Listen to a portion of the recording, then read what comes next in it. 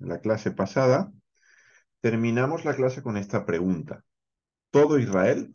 Esta pregunta venía a colación de que veíamos que Reshit era una referencia a lo mejor, no solo a las primicias, sino a la parte escogida de las primicias. Y veíamos que ese Reshit podían ser dos, o mejor dicho, no es que pudieran ser dos, sino que eran dos entidades, en este caso Jesús como rey y luego el pueblo. ¿Sí? Ya veíamos que tanto Jesús como el pueblo son dos caras de la misma realidad que es Israel, el pueblo de Dios. ¿Sí? El rey de Israel y el pueblo. ¿Bien? Entonces, en este sentido, Reshit es lo mejor y teníamos Bereshit, los dos Reshit. Ahora, cuando hablamos del pueblo y cuando hablamos de Israel, la pregunta era esa. ¿Todo Israel? Y ahí, bueno, pues surgían algunos comentarios y hoy vamos a intentar dar respuesta a esta pregunta con la que acabamos. Aquí tenéis la palabra Reshit, ¿sí? Lo vamos a ver, vamos a empezar a verlo y vamos a empezar a contestar esta pregunta a través de la gematría. Ya estuvimos trabajando la gematría, que es esa manera de interpretar las escrituras a través del valor numérico de las palabras o de las frases, ¿sí? Ya habíamos dicho que cada letra en hebreo tiene un valor numérico. Esto se debe a que en hebreo no tenemos números, los números son palabras, ¿sí? Sería dos, pero no hay un símbolo que represente dos. Entonces, esto se solucionó, pues eso, dando un valor numérico a cada letra. La palabra Reshit, vamos a ver lo que vale. La Reish vale 200, la Aleph vale 1, la Shin 300, la Yod vale 10 y la Taf vale 400. En total, si sumamos estas cifras, nos da 911. ¿Sí? Aquí tenemos 400 más 300 más 200, que nos haría esos 900, y luego el 10 y el 1, el 11. Así que la palabra Reshit vale 911. Este es el valor del total, de la suma total del valor de cada una de las consonantes. Ahora, en hebreo y en la Biblia hebrea, hay otra palabra que vale lo mismo y que nos va a ir aclarando a qué nos referimos con Reshit cuando hablamos de pueblo de Dios de Israel. La palabra es esta. Fijaros que se parecen muchísimo. De hecho, solo se cambian de lugar dos letras. ¿Sí? Aquí tenemos la Shin, que es este, y aquí la Reish, y sin embargo aquí el orden es inverso. La Reish está aquí y la Shin está aquí. Así que en la palabra que tenemos a continuación, que ahora os diré cuál es, lo que hay es un cambio de una consonante por otra, con lo cual ya vemos que vale lo mismo. No obstante, lo vamos a comprobar. Aquí lo que pone es Sherit. ¿Sí? En un momento os diré qué significa. Y la palabra Sherit, pues como no puede ser de otra manera, si vemos el valor numérico de cada una de las letras, de cada una de las consonantes, vemos que la Shin son 300, la Aleph que vale 1, la Reish que vale 200, la Yod 10 y la Taf 400. Total, 911. ¿Sí? Sumamos, dais el mismo valor, 400, 200, 600, 300, 900, y ya tenemos 911 con este 10 más 1. ¿Sí? De manera que Reshit, perdón, 913, no, 911. Aquí hay un error, se me escapó. 911. Reshit vale 911 y Sherit vale 911.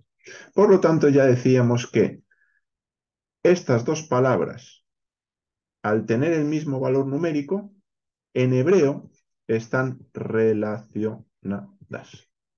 De hecho, en este caso están más relacionadas aún porque no solo tienen el mismo valor numérico, sino que tienen las mismas consonantes. Y lo único que tenemos es una permutación de letras, de aquí a aquí y de aquí a aquí. Pero el resto son exactamente las mismas. ¿Bien? Ahora, ¿cuál es la palabra? Porque Reshit ya lo conocemos, pero Sherit, ¿qué significa Sherit? Bueno, en Jeremías 31:7 dice lo siguiente: porque así ha dicho Adonai, regocijaos por Jacob con alegría y dad voces por la cabeza de las naciones. Haced oír, alabad y decid, salva, Adonai, a tu pueblo, el resto, traducido en muchas ocasiones como remanente de Israel. Salva a tu pueblo y a continuación dice el resto, remanente de Israel. Con lo cual la referencia pueblo en este caso se refiere a ese resto, a ese remanente. Aquí tenéis el texto en hebreo del texto masorético de Jeremías 31:7. Y si os fijáis en azul, ¿vale? En azul tenéis la palabra sherit, ¿sí? Aquí lo que dice es Osha Adonai et Ameja et sherit Israel.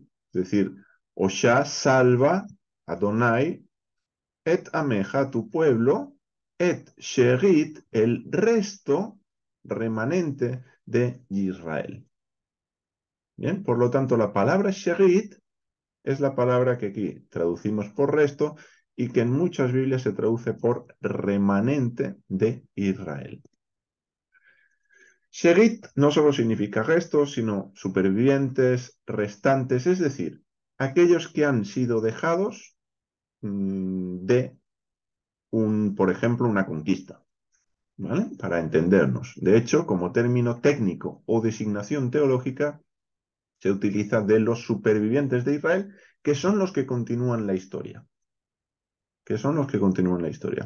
En este sentido, tenemos el término sherit en Jeremías 31:7, y no solo en este texto, hay muchos textos donde aparece la palabra sherit con este sentido, con esta acepción, ¿vale?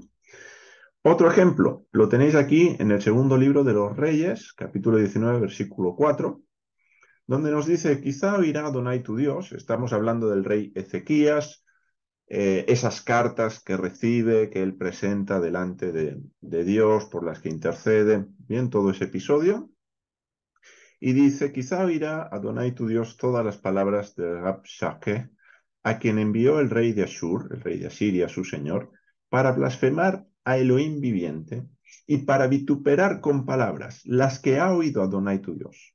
Por tanto, eleva oración por el resto, por el remanente que aún queda. ¿Sí? Esta palabra resto, traducida como remanente, vuelve a ser la palabra sherit que tenéis aquí.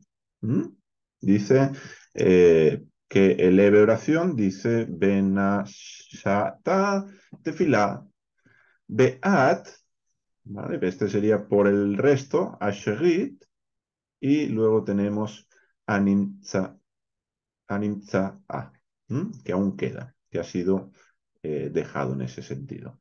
Entonces, esta palabra resto, que aquí tenemos por sherit, cuando se tradujo del hebreo al griego, en la Septuaginta, la versión de los 70, quiero que os fijéis en la palabra que va a aparecer ahí en lugar de sherit, ¿vale? Vamos a cambiar el mismo versículo, pero traducido en la Septuaginta.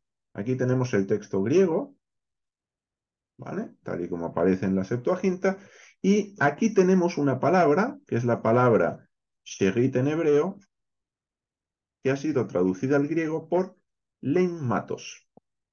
Esta palabra leimatos es una inflexión de la palabra leima.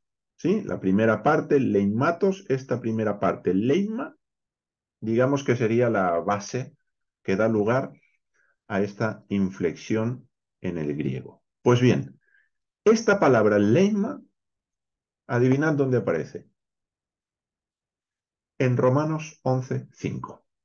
En Romanos 11:5, un capítulo maravilloso, que por ahí, si mal no recuerdo, creo que Mario nos hablaba al final de la clase la semana pasada, dice, así también, aún en este tiempo, ha quedado un remanente escogido por gracia. Fijaros que aquí tenemos la palabra leima, un remanente escogido por gracia. Luego, la palabra remanente que Pablo está utilizando en Romanos 11:5 es la palabra hebrea sherit que hemos visto, y por lo tanto hablamos de ese resto, de aquellos que han sido dejados, de los supervivientes, incluso se podría llegar a entender. De esta manera tenemos que Reshit, lo mejor, está compuesto por Jesús, por el Rey, por Yeshua, por el pueblo, y cuando hablamos de pueblo hablamos de Sherit, de remanente, y esto es lo que conocemos como Israel. Aquí vuelvo a anotarlo. Así que todo Israel,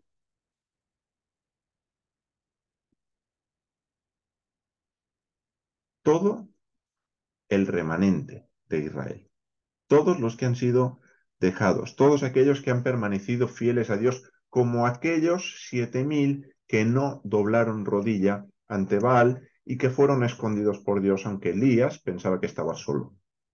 ¿Bien?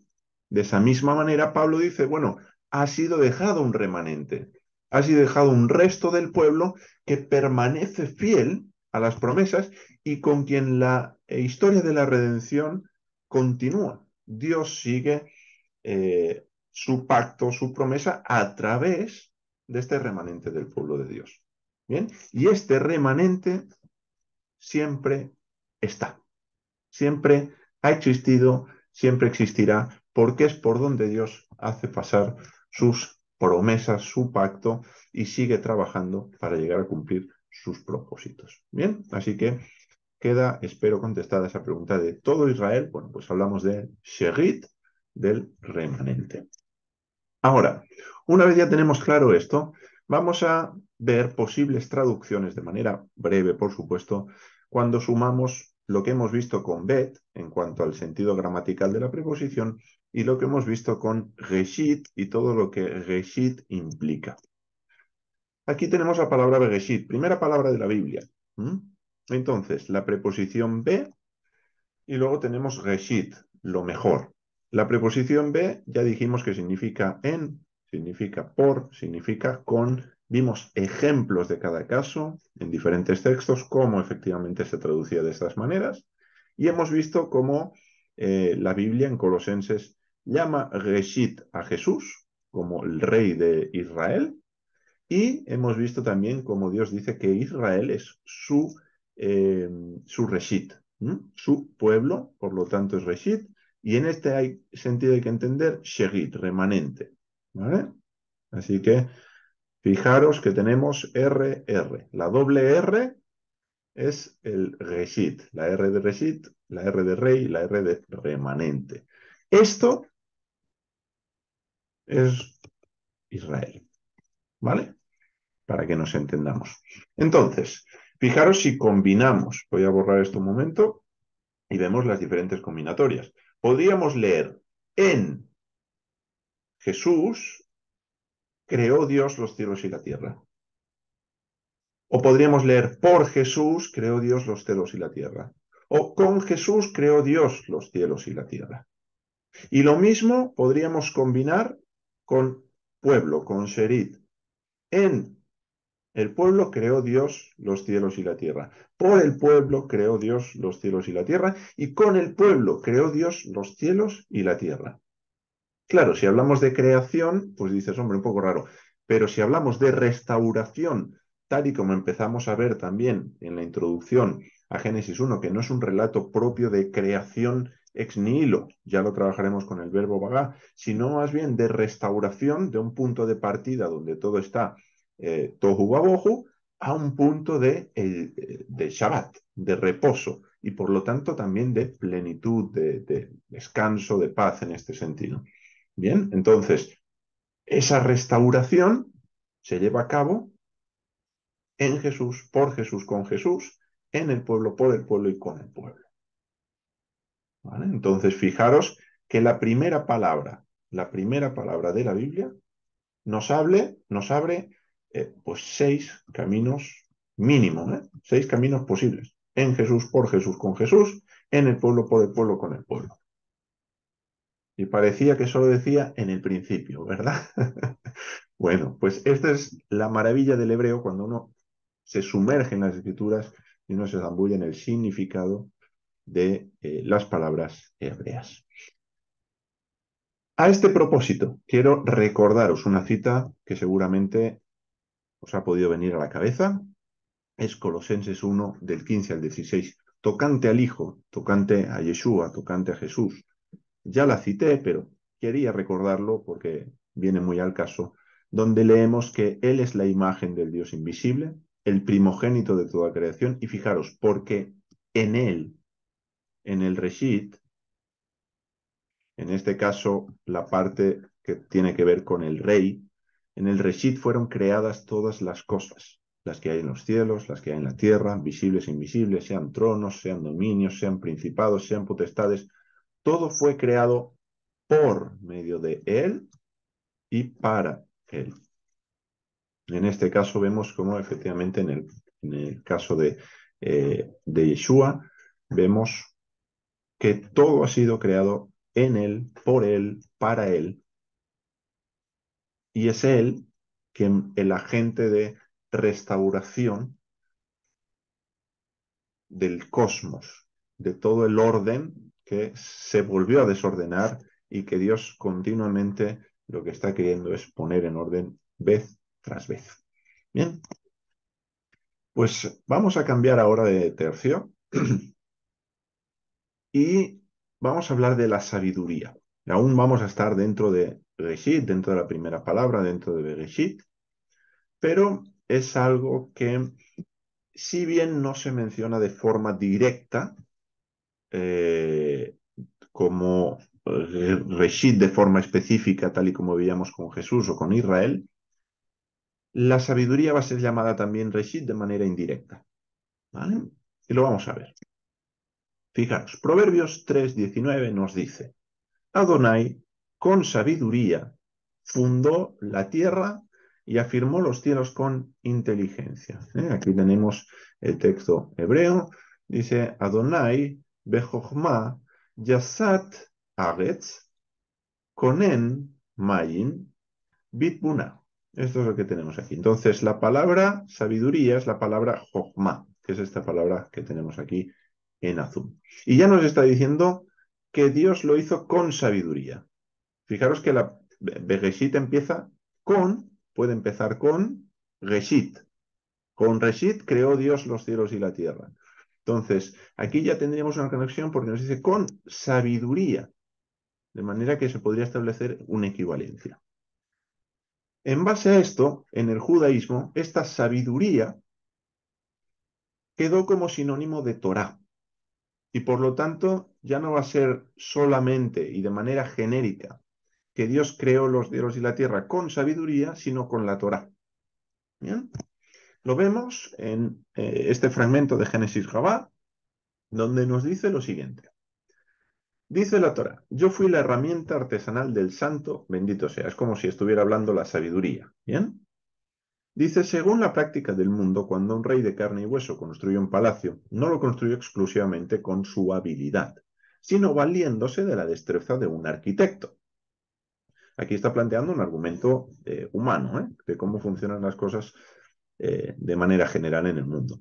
Dice, y el arquitecto no lo construye solo con su propia maestría, sino que utiliza planos y tablas para saber cómo ha de disponer las cámaras y cómo ha de distribuir las puertas. De igual modo, el santo, bendito sea, consultó la Torá y creó el mundo, pues la Torá declara, en el principio, en el Reshit, creó Dios y continúa. Y dice, y principio, es decir, y Reshit, no es otra cosa que Torá. Como se dice, el Señor me hizo principio de su proceder. Y citan Proverbios 8:22, que ahora os lo voy a compartir. ¿Vale? Así que fijaros cómo ellos están estableciendo. Porque aquí en el capítulo 8 de Proverbios, si no lo conocéis, tenemos esa personificación de la sabiduría, de Jochma. ¿Vale? Entonces, fijaros cómo dice, y principio Reshit no es otra cosa que Torah. Están diciendo, bueno, que esta sabiduría personificada aquí es la Torah.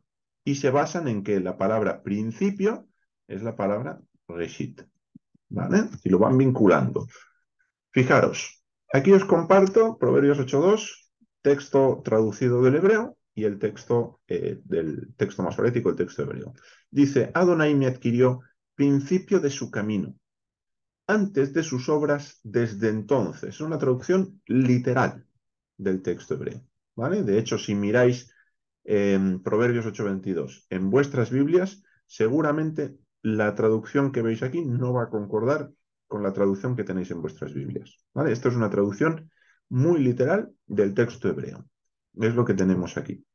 Entonces, aquí tenemos Adonai, Kanani, aquí el verbo Kanani, el verbo adquirir, ¿vale? De donde viene también, o donde puede llegar a venir Caín, el nombre de Caín. He adquirido un varón. ¿Os acordáis Génesis 4, lo que dice Eva? Bueno, pues este es el verbo. Y aquí fijaros, principio de su camino. Reshit Darko. Reshit Darko. Este Reshit es el mismo Reshit que tenemos en Génesis 1:1 y por lo tanto dice que la sabiduría es este Reshit, ¿vale? Principio de su camino. Luego sigue el texto. Bien, entonces, quedémonos con Reshit, sabiduría, Reshit. ¿Cómo hacen el puente para decir que esta sabiduría es la Torah? Pues bien, el puente, por ejemplo, lo tenemos en el Salmo 111, verso 10, no de manera exclusiva, pero es una cita que nos sirve de ejemplo.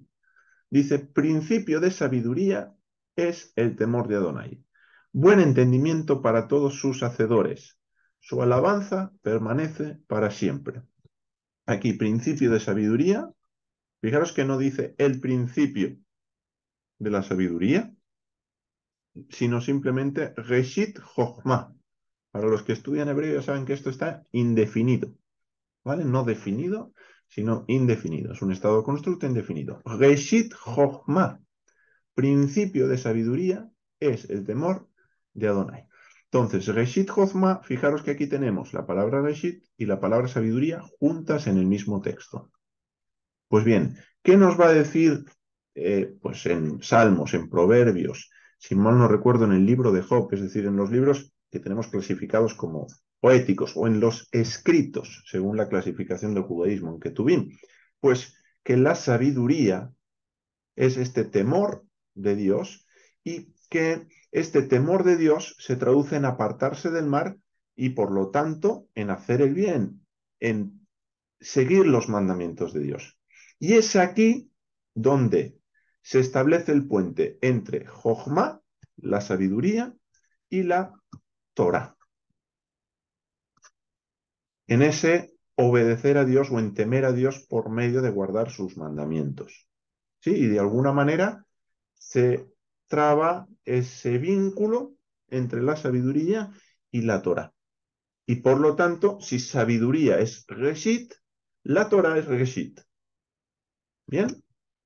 Espero que se esté entendiendo, si no, al final de la clase tendremos ese tiempo de preguntas. Ahora, ¿cómo relacionamos todo lo visto? Es decir, ¿cómo relacionamos el Reshit, Jesús, Israel como Sherit, como el remanente, el pueblo, el hecho de que la sabiduría, o que Dios hizo los cielos con sabiduría y que esa sabiduría es entendida como la Torá por una relación de equivalencia?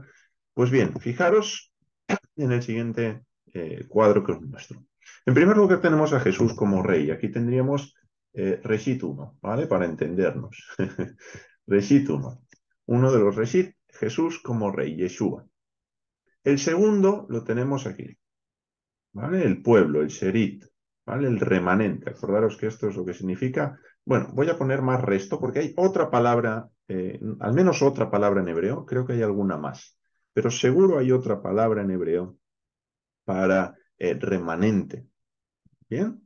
Pero Sherit es una de ellas. Entonces ya tenemos uno, dos, y la relación que hay entre Jesús y el pueblo se establece en base a la Torah, a la sabiduría. La sabiduría de Dios y en base a la obediencia y al temor a Dios, que es este Reshit de la sabiduría, Reshit Chochmah. Bien, entonces tenemos Reshit por aquí, Reshit por aquí, y el vínculo de relación entre el rey y el remanente, el pueblo, tiene que ser la Torah. Cuando todo esto Cuando todo esto se da en armonía, lo que tenemos no es otra cosa que la casa de Dios. La casa de Dios.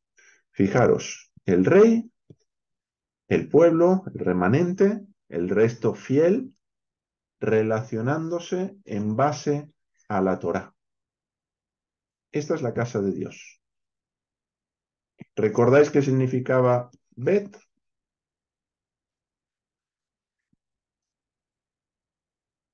Bet significa casa. Bet significa casa. La primera letra de la Biblia, luego además del ministerio Bienvenido al Origen, que escogí especialmente por todo lo que estamos viendo, significa casa,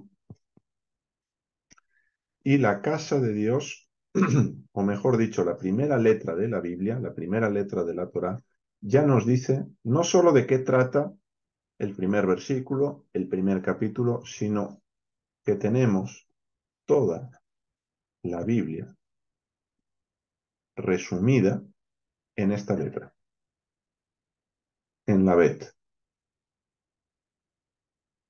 Cuando hablamos de casa, sinónimos de casa serían santuario, porque donde habita la divinidad es un templo, es un santuario.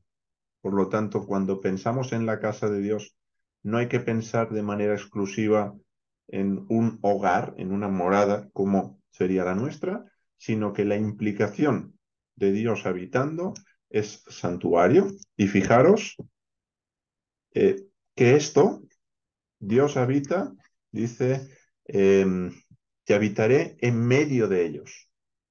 Y habitaré también se puede leer en ellos. Entonces, cuando esto se da en armonía, Dios mora y habita en su templo, porque esto es el templo. ¿Y dónde tenemos estas conexiones? Bueno, Jesús dijo y habló de sí mismo como el templo, cuando dijo, destruid este templo y en 3 días lo reedificaré. Los discípulos pensando, y demás audiencia, pensando que está hablando del templo de Jerusalén, y lo que nos deja saber el Evangelio es decir, no, no, era una referencia a su cuerpo, que hablaba de la resurrección. Y luego leemos que nosotros, por ejemplo, en la carta a los Corintios, de manera individual, somos templo de Dios de manera individual, voy a anotarlo aquí, pero también de manera colectiva. Dice que vosotros sois templo, y lo dice en plural. Por lo tanto, fijaros que la casa de Dios también es vista en la Escritura como un templo. Ahora, cuando esto está como base y esto funciona como luz a las naciones, lo que tenemos ya no solo es la casa santuario, sino que incorporamos otra acepción que es la acepción de reino. Y hablamos del reino de Dios. Entonces tenemos casa, santuario, reino de Dios, palabras que podemos utilizar de manera equivalente para hablar de la misma realidad, que no es otra que lo que hemos visto en la palabra Bereshit. Toda esta idea está contenida en la primera palabra, en Génesis 1:1, y es el desarrollo de la escritura. Voy a dar espacio si hay alguna pregunta hasta aquí, antes de continuar, y si no pasaremos a la aplicación de lo que sería también este concepto, esta idea de Bereshit. ¿Hay alguna pregunta, alguna duda, algún comentario?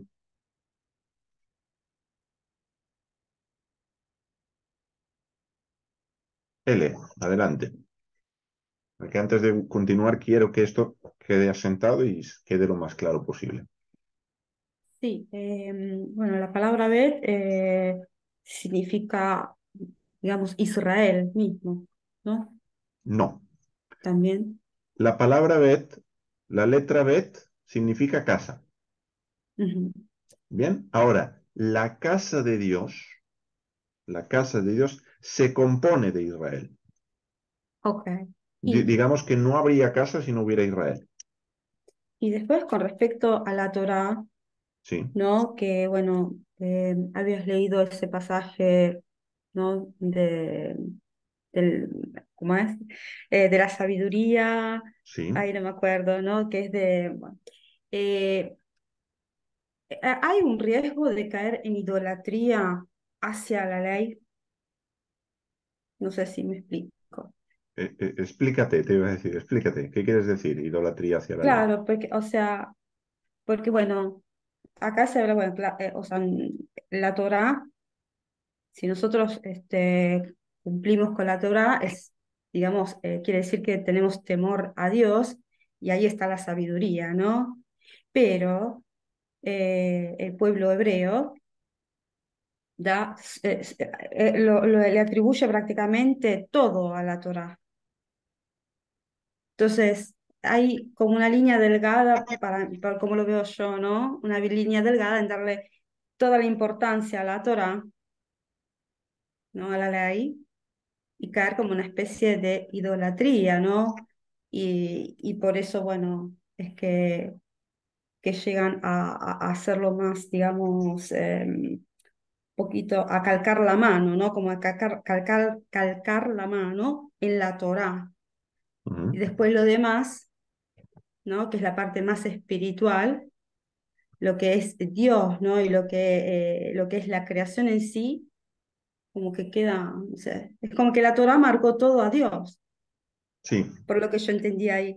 claro. Entonces, Vale, ahora te entiendo. Ahora te entiendo gracias, por dónde disculpe. vas. Ahora, gracias. Con eso que dijiste, dije, vale. Sí, estoy de acuerdo contigo. La Torá no es previa a Dios, la Torá sale de Dios. Esto lo tenemos que tener claro. Sí, entonces, una cosa es que él pudiera utilizar, o mejor dicho, de hecho es que lo utilizó. Si tenemos, claro, palabra es perdón, Torá es enseñanza, instrucción, etcétera, etcétera. ¿Sí? En la Biblia tenemos diferentes términos, en hebreo, me refiero, para la palabra enseñanza, instrucción, palabra, dirección, guía. Todo eso son ideas de lo que sale de Dios para el pueblo de Dios, para obedecerle, para temerle, para hacer su voluntad. ¿Sí? El Salmo 119 es maravilloso en ese sentido porque tienes todos los sinónimos de la misma idea. Entonces, si utilizamos Torah como, o mejor dicho, si utilizamos o tomamos la palabra Torah como un sinónimo de palabra, ya Génesis 1, ¿qué nos está diciendo? Que el mundo fue hecho por la palabra. En este sentido, no hay nada extraño. Ahora, que la Torah sale de Dios, sí. Que la palabra sale de Dios, sí. Entendamos como entendamos eso, porque pues Dios no es como nosotros en este sentido, simplemente se está utilizando un lenguaje para que entendamos lo que ahí pasó. ¿Vale? Podemos, ¿Puedo, podemos, puedo dime, dime, agregar Elio, adelante. una cosita? Pero digamos, la Torá fue dada, ¿no? Porque era necesario darla, ¿no? El Sí, pueblo, sí, que eran instrucciones para regular un poco incluso el comportamiento, ¿no? De las personas. sí, Entonces ahí, ahí quedo un poco en confusión, ¿no?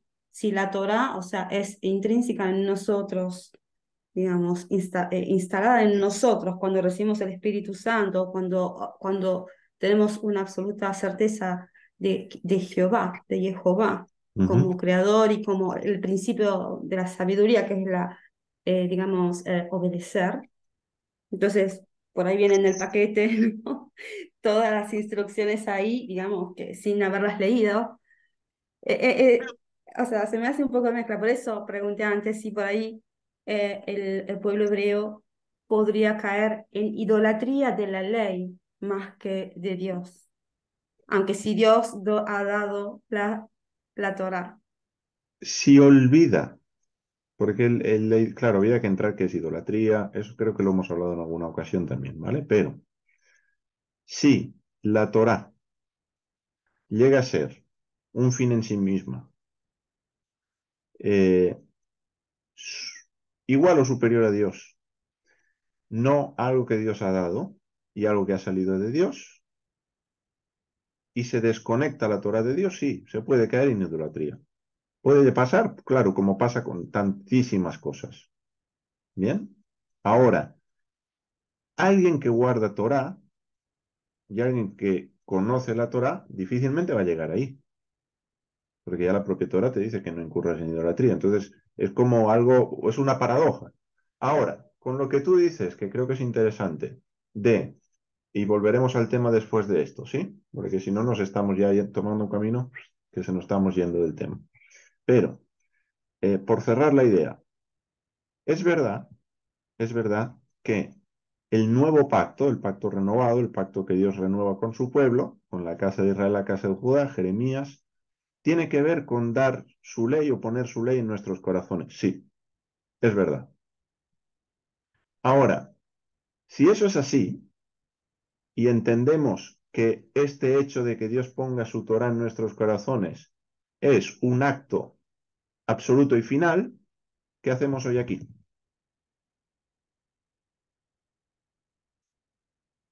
¿Por qué estudiamos la palabra si ya está en nuestros corazones?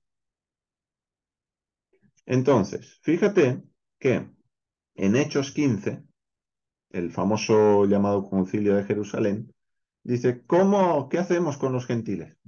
¿Cómo son salvos? ¿Cómo entran a formar parte aquellos que creen que Jesús es el Mesías, pero no tienen ni idea de nada? No, hay que mandarles que guarden toda la Torá desde el punto de vista fariseo, eso incluye tradiciones orales desde la perspectiva farisea, que se circunciden conforme al rito de Moisés, rito que no aparece en la Biblia, por lo tanto es una costumbre farisea, y hay una discusión en torno a eso. Bueno, ¿qué se acaba determinando? Mira, vamos a indicarles 4 o 5 instrucciones principales. ¿Por qué? Porque tienen quien enseñe a Moisés cada día de reposo en la sinagoga. Irán aprendiendo. Entonces, aunque han nacido de nuevo, aunque son parte de Israel, aunque sí Dios pone la Torah en su corazón, no la saben. Tienen que estudiar, tienen que aprender. Entonces, es un proceso también. ¿Vale? No es algo final, porque de hecho el nuevo pacto, el pacto renovado, acaba diciendo, y ninguno enseñará más a su prójimo. Ese es el final del nuevo pacto. Por eso digo, ¿qué hacemos aquí? Si ya eso es una realidad plena, no tendría sentido que siguiéramos aprendiendo la Torá. Pero necesitamos aprender porque aún el vaso no ha llegado al final. Estamos en ese proceso. ¿El nuevo pacto empezó? Sí. ¿Está el vaso lleno? No. ¿Sí se entiende? ¿Ele? Entonces, quiero compartir de vuelta. Por eso puse la Torá, intenté que quedara claro de esa manera, pero voy a enfatizarlo porque quiero dormir con la conciencia tranquila. Entonces, mirad, justo puse eh, aquí, voy a borrar todos estos garabatos, espero que se entienda algo. Vale, aquí, mira, L, tenemos a Jesús, tenemos al pueblo, y la Torá, aunque es el reshit de la sabiduría, es la parte escogida, el obedecer a Dios, y ahí podemos establecer una relación entre la sabiduría y la Torá. Puse la Torá no como un reshit mismo, sino como el medio a través del cual se tienen que relacionar el rey con el pueblo. El rey tiene que conocer la Torá. El rey de Israel tiene que conocer la Torá. Hay una ley para el rey que es hacer una copia de la Torá, de su puño y letra. Tiene que escribir y tiene que leer cada día en la Torá. El rey. Bien, por lo tanto, ¿para qué? Para conducirse conforme a la voluntad de Dios, para saber cómo gobernar al pueblo. Bien, entonces el rey se tiene que basar, por eso hay una flecha que va en 2 direcciones, del rey hacia el pueblo, pero también el pueblo se tiene que relacionar con el rey, conforme a la Torá. Y entre ellos, por supuesto, ¿sí? Aquí podríamos tener Torá entre todos los miembros del pueblo, ¿vale? También, entonces, no está señalado como una tercera entidad la Torá sabiduría, que fuera otro reshit de la misma categoría para entendernos, sino más bien la manera en que se tienen que relacionar, ¿sí? ¿Se entendió mejor? Bueno, un gusto, un gusto. A ver, voy con Mario y luego Francisco. Jesús dijo, yo no he venido, perdónate en el chat, Beatriz. Jesús dijo, yo no he venido a abrogar la ley, sino cumplirla. Sí, efectivamente. Gracias, Beatriz. Adelante, Mario. A ver, no me quiero yo ir por los errores. A ver, Si te vas, te hago volver, no pasa nada. ya, Bereshit, está ahí también la raíz de Ros, de cabeza. Sí, Vale. Entonces, puede estar relacionado la palabra a la vez, casa, la casa del principal, del rey, de la cabeza, ¿no? Puede ser también. sí, de Vale. hecho, sí, sí, sí. Y Sí, luego sigue, sigue, también, sigue. Ahora lo veremos, sí. luego Adelante. en Apocalipsis 22:12, yo soy el primero y el último, el alfa y el omega. Está escrito en griego, no sé si tendrá que ver, ¿no? Pero soy el principio y el final, el principal. También quiere decir la palabra, el principal, el rey. La Eh, palabra cabeza también se puede entender. Tenemos que ser cuidadosos con los términos. que por em, eso no quiero. Porque es verdad que se puede llegar a traducir como principal, sí, pero el sentido primario de gauche es cabeza, Sí, ¿vale? Gauche, cabeza. Luego, la palabra cabeza, en función del contexto, se podrá entender como principal, se podrá entender como la cabeza del cuerpo, se podrá entender como la primera parte de algo, ¿vale? es que también el libro acaba viniendo la Nueva Jerusalén, bajando y ya no habrá más templo.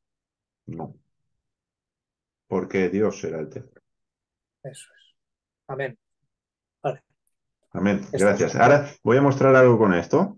Me voy a la palabra de decir, gracias, Mario. Voy a ver, dame un segundo que comparta. Ay, quería irme a Bereshit. Ahora que los voy, dame un segundito, Beatriz, voy a leer, voy a esto, le doy paso a Francisco y luego veo tu pregunta en el chat. Mira, Bereshit, tenemos la palabra Bereshit. Esto lo compartí también en una masterclass de hebreo bíblico, curiosidades del hebreo bíblico. Vamos a tomar la palabra Bereshit. Dame un segundo que busco donde la tengo y os la comparto de manera directa para que veáis justo que la palabra Bereshit, claro, es que no hemos... Aquí, mira, por ejemplo, esto nos va a servir. Y me deja.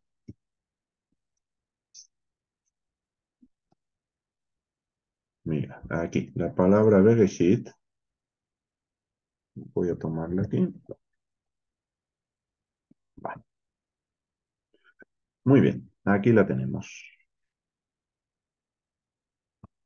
Y aquí vamos a ver cómo efectivamente dentro de Bereshit tenemos esa idea de vuelta, ¿sí? Era algo que no tenía puesto, pero lo vamos a compartir igual y así lo podéis ver. Vale, fijaros, tenemos la raíz, como decía, de esta palabra, es la Resh, la Aleph y la Shin, ¿vale? Estas tres letras son la raíz de la que forma parte de Bereshit. De hecho, aquí tenemos un prefijo que es una preposición y aquí tenemos un sufijo, ¿vale? Entonces, si tomamos estas tres letras, de aquí deriva la palabra Rosh, cabeza, ¿vale? Muy bien. Si tomamos la Bet, la Yod y la Taf, la Bet, la Yod y la Taf, de aquí tenemos la palabra Bait. Y la palabra Bait es casa. Por lo tanto, si tomamos Beit Rosh, lo que tenemos es la casa del cabeza. La casa del cabeza. Y en este sentido, y en este sentido, no hay que pensar en Yeshua, aunque Él es la cabeza, sino en Dios, porque Dios es la cabeza. de Yeshua. Eso lo tenéis, hay una cita por ahí, mis citadores, no sé si hay citadores por aquí. Hay un texto en una de las cartas de Pablo donde dice eso. ¿Sí? No recuerdo el texto ahora mismo, pero hay un texto en las cartas de Pablo donde nos dice. Por lo tanto, cuando hablamos de la casa del cabeza, volvemos a tener la misma idea que estamos trabajando, que es la casa de Dios, el templo de Dios, ¿vale? El Creo que es santuario de Corintios Dios. 11. Perdona, César, ¿cómo dijiste? Me parece que es Corintios 11:3, algo así por ahí. Primera de Corintios Voy a 11. confirmar. Sí, ese me Sí, parece. Puede ser. Me suena que anda por ahí. Gracias, César. Vamos a comprobarlo. ok. Corintios. Corintios 11:3. Eso es, gracias, Vale, excelente. Sí, sí, sí, ese es el texto, justamente. Gracias, César. También tenemos citadores aquí. Muy bien, dice, pero quiero que sepáis que Cristo, que el Mesías, el ungido, es la cabeza de todo varón y el varón es la cabeza de la mujer. Y Dios, la cabeza de Cristo, la cabeza del ungido. ¿Vale? Entonces, cuando hablamos de la casa del cabeza, por, y no está mal, nos vamos a Jesús, porque casi todo como hicieron los padres de la iglesia, los mal llamados padres de la iglesia, los padres apostólicos, todo lo interpretaban a la luz de Jesús, todo. Tuviera que ver con Jesús o no, todo lo filtraban de manera alegórica a través de Jesús. Y de alguna forma eso nos sigue quedando. Y en mucho ayudaron y en mucho contribuyeron. Y es verdad que toda la escritura da testimonio de Yeshua. Sí, por supuesto, estoy totalmente de acuerdo. Bien, ahora, cuando tenemos aquí este texto, se nos pasa que Dios es la cabeza de Yeshua. Ya veremos en qué sentido, si Dios lo permite en algún momento. ¿Vale? Pero sí, buen apunte lo de casa, la casa del cabeza, está ahí en Bereshit también. ¿Vale? Si os fijáis, analicemos la palabra Bereshit, por donde la analicemos, estamos llegando a la misma idea. Bereshit no solo tiene que ver con en el principio. Bereshit nos está diciendo que de lo que va a ir la Biblia es de la casa de Dios, básicamente. Asus, Francisco de Asus. Vale. ¿Qué tal, Francisco? Me alegro mucho de verte, por cierto. Muy buenas tardes, Chalón, muchas gracias. Pero, Igualmente. Yo quería, porque hablando, claro, de todo esto de la sabiduría, aunque es de proverbio, pero es un texto que siempre lo he tenido muy en mí, cada uno tenemos nuestros textos, yo tengo el de Proverbios 27:11, donde dice, sé sabio, hijo mío, y regocija mi corazón para que pueda responder al que me está desafiando con escarnio. Entonces, cuando uno lee lo de sabiduría, pues siempre uno piensa en que, bueno, sé sabio, sé inteligente, ponte de parte de Dios, pero cuando tú ya has hecho esa ampliación, o por lo menos a mí me lo ha parecido, a la extensión de la palabra ser sabio, no solamente en inteligencia, que igual que me parece que era Einstein que decía que no es más tonto el que no sabe, sino el que no quiere saber. De esta manera, el ser sabio puede ser ampliar a realmente, como dice, por ejemplo, creo que es en Josué, que hay que leer el libro de noche y de día. Este ser sabio va más allá de solamente estar de parte mía para que yo pueda, sino de saber la Torá realmente, de lo que es la sabiduría en todo su ser, de saber la Torá para que uno pueda aplicarla en toda totalidad. No sé si yo me te estoy... estás explicando perfectamente, Francisco. O Pues sea, que el ser sabio va más allá solamente de, bueno, ser inteligente y por de parte de Dios. No, no. Tiene un claro, significado más profundo. hay una manera, digamos, hay una manera. Es decir, la idea se entiende, porque se sabe, ponte de parte de Dios, está bien. Ahora, ¿qué significa? ¿Cómo se concreta lo de ponerse de parte de Dios? Exacto, Así un exacto. poco el kit de la cuestión, ¿no? Porque cuando el marco de referencia no es la palabra de Dios, este ponerse del lado de Dios es según cada uno le parezca. Y uno se pone del lado de Dios de X manera. ¿Sí? Exactamente. Fíjate, Pablo, cuando el apóstol Pablo, cuando persigue a, a esos judíos que confiesan que Jesús es el Mesías, Él piensa que está sirviendo a Dios y nos lo dice. Él pensaba que estaba sirviendo a Dios. Y, y también se habla de que muchos matarán a aquellos que confiesen que Jesús es el Mesías pensando que están rindiendo culto a Dios. Es decir, están cometiendo un acto de asesinato pensando que están de parte de Dios. Entonces imagínate a dónde podemos llegar con eso de estar de parte de Dios. ¿Vale? Y bueno, y la historia está llena de ejemplos de gente que creía estar de parte de Dios y ha hecho barbaridades. Exactamente. Entonces, el marco de referencia siempre es la Torah. Fíjate que nos dice el texto, el Reshit Chochmah, principio de sabiduría, es temor a Dios. Entonces, la parte escogida de la sabiduría, porque luego las escrituras, especialmente en la carta a Santiago, se nos va a hablar de otra sabiduría que no viene de Dios, que es una sabiduría satánica, demoníaca. ¿Vale? Por lo tanto, la sabiduría, oye, Salomón fue muy sabio y no dejó de serlo y hizo todo lo que hizo. ¿Vale? Entonces, la parte escogida, lo mejor de la sabiduría, el reshit de la sabiduría es temer a Dios. ¿Cómo tememos a Dios? La única manera correcta de temer a Dios es conociendo la palabra de Dios. ¿Esto está incluido en la Torah? Claro, por supuesto. Una vez conozco la Torah, sé cómo Dios quiere que yo funcione y como le temo, como le respeto, como le quiero honrar, como me produce pavor a este Dios, yo digo, voy por donde Dios ha dicho. Eso, por eso se vincula la sabiduría con la Torah. ¿Vale? No es, esa sería la manera concreta de decir ponte de parte de Dios. Exactamente. Esa sea la vinculación a ser sabio. Efectivamente, Muchísimas efectivamente. gracias, hermano. A ti, Francisco. Me voy con la pregunta. Sabía que hacía bien en parar antes de, porque hoy hay cositas y este concepto sí tiene que estar claro, porque ya después de ese concepto aplicaremos lo que significa que Dios esté haciendo su casa y construyendo su casa, qué tiene que ver con nosotros y cuál es el papel que nosotros jugamos ahí. Va a ser la aplicación de Bereshit y después continuaremos. Entonces, Beatriz en el chat pone, hermano Jonathan, ahora que los gentiles estamos injertados en el olivo natural, en el olivo real, pone, natural, dice, y nos alimentamos de la savia, que es Jesús, somos parte de la casa y reino de Dios, ¿correcto? Bien, buena pregunta. Voy a intentar ilustrarlo con lo del sherit, lo del remanente. Bien, voy a compartir pantalla de vuelta. Voy a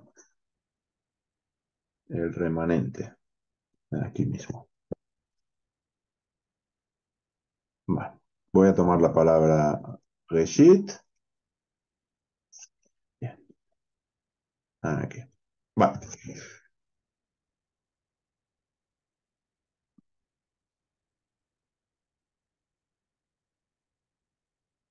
Ahí está. Vale. Comparto y contestamos esta pregunta de Beatriz. Vale. Aquí lo tenemos. Reshit. Reshit hemos dicho que es equivalente por gematría a Sherit, remanente. ¿Vale? Remanente. Pablo, el apóstol, en Romanos 11, él se entiende como parte de ese remanente. ¿En qué momento se entiende como parte de ese remanente? En el momento que es de la tribu de Benjamín y por lo tanto Israel del olivo natural, que ha aceptado que Jesús es el Mesías. ¿Vale? Y dice que, pues como él, hay otros. Cuando llegamos al libro de Hechos, una de las cosas que se enseña es que en el capítulo 2 nació la iglesia. Bueno, esto no tiene fundamento bíblico. ¿Por qué? Porque el llamado Nuevo Testamento nos dice, creo, no sé si es en Hechos 7, Esteban, o en Hebreos, que Moisés fue a la iglesia, estuvo en la iglesia, en el desierto. ¿Vale? En el desierto. Con lo cual, la primera iglesia no nace en Hechos, sino que nace en el Sinaí, la salida de Egipto. ¿Bien? Esto para empezar. Luego, en Hechos 2, ¿qué ocurre? En Hechos 2 tenemos un remanente que está formado por los que serán llamados apóstoles y por todos aquellos que en aquel momento creían que Jesús era el Mesías. No eran solo 120. 120 eran los que estaban ese día en el aposento, ¿vale? Pero hablamos de un grupo, un remanente que eran Israel, y no en un sentido extraterrestre, sino eran judíos, podríamos decir, en el tiempo de Jesús, ese era el lenguaje que se empleaba, pero que han confesado que Jesús es el Mesías. ¿Bien? A estos, el día de Hechos 2, por medio de esa experiencia, de ese milagro a través del Ruach, reciben esas lenguas que son idiomas extranjeros, la gente oye, y a este grupo se añade esos 3.000 que son bautizados, etcétera, etcétera. Aquí seguimos teniendo judíos que creen que Jesús es el Mesías. A estos 3.000 pues se les sigue añadiendo cada vez más gente. Esto es un remanente. Nosotros hoy, 2.000 años después, lo que está pasando es que de ciertas creencias X estamos viniendo a ser parte de este remanente, de este Sherit. Y por lo tanto, en este sentido, estamos viniendo a ser parte de Israel. Israel como remanente. ¿Bien?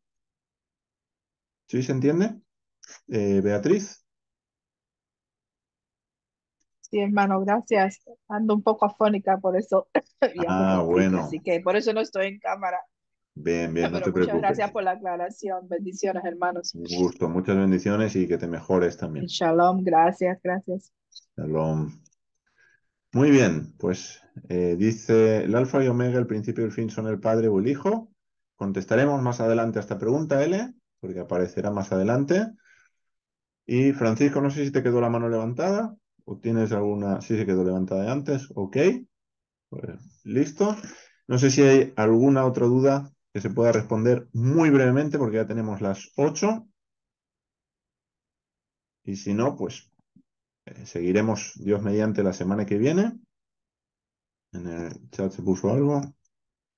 Gracias, Jonathan. De nada, L, un gusto. Mario, muy breve, por favor. Sí, solo decir que bueno, que cuando dice Dios que quitaré la sabiduría a los sabios y el entendimiento a los entendidos, debe ser, ¿no?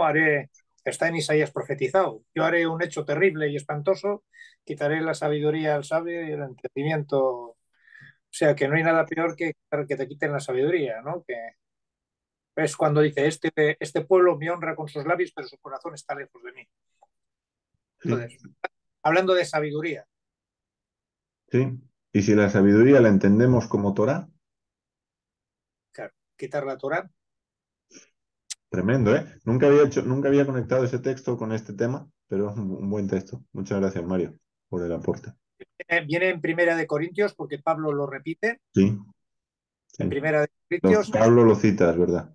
Y bueno, luego Daniel dice, Dios es el que da la sabiduría al sabio y el entendimiento y quite reyes y pone reyes también. En ese versículo también dice, Ujú, y de la sabiduría. efectivamente. Gracias. Y Santiago, Jacobo, en su carta nos dice, si alguno tiene falta de sabiduría, pídala a Y Dios. todos los No días. digo nada. Así que pidamos a Dios Amén. sabiduría, pidamos a Dios Jochma para temerle y andar en su voluntad. Amén. Amén. Amén. Muy bien, pues gracias a todos y a cada uno. Un placer. Gracias. Seguiremos la próxima semana, Dios mediante.